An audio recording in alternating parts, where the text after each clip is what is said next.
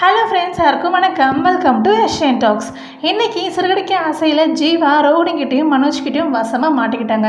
இதுக்கு காரணமே முத்து தாங்க. என்ன நடந்துச்சுன்னா, அந்த ஏஜென்சி ஆஃபீஸ்லேருந்து முத்து வந்து பிக்கப் பண்ணி கூட்டிகிட்டு போனாரா. அப்போ வந்து ஜீவா வந்து உங்கள் ஃப்ரெண்டுக்கு கால் பண்ணி கேட்குறாங்க, நம்ம முன்னாடி போனாலும் ஒரு பார்லர் இப்போ இருக்கா அப்படின்ற மாதிரி கேட்குறாங்க.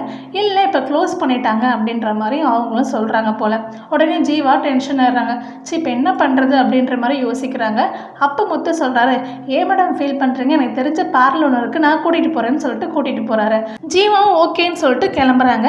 அங்கே போனதும் ஜீவா வந்து எனக்கு ரொம்ப லேட் ஆகும், நீங்கள் கிளம்புங்கன்னு சொல்லிட்டு அவங்க பைசா கொடுத்து முத்துவை அமுச்சு வச்சிடுறாங்க. இப்போ ஜீவா அந்த பார்லருக்குள்ளே போகிறாங்க. ரோஹிணி பார்த்துறாங்க. ரோஹிணிக்கு பயங்கர ஷாக்கு. இது நம்ம தேடிட்டு இருந்த ஜீவா மாதிரி இருக்கே அப்படின்னு சொல்லிட்டு நார்மலாக பேசி உட்கார வைக்கிறாங்க. அந்த பக்கம் மனோஜ்க்கு ஃபோன் பண்ணி இன்ஃபார்ம் பண்ணிடுறாங்க. மனோஜ் வந்துடுறாரு. மனோஜ் பார்த்தோன்னா ஜீவாவுக்கு ஷாக்கு. என்னடா இவன் வந்துட்டானே அப்படின்ற மாதிரி அவங்க முழிச்சிட்டு இருக்காங்க.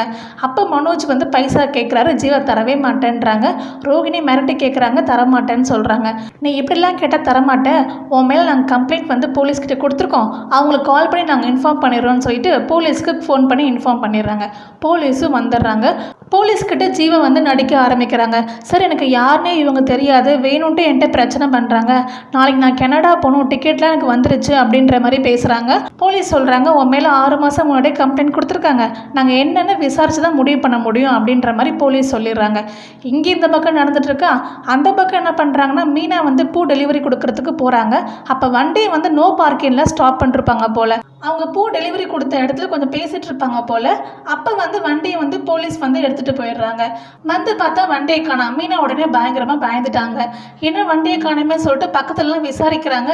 அப்போ ஒருத்தவங்க சொல்கிறாங்க, இப்போ தான் போலீஸ் வந்து எடுத்துகிட்டு போனாங்க, நோ பார்க்கிங்கில் பார்க் பண்ணிருக்கல அப்படின்ற மாதிரி சொல்லிடுறாங்க.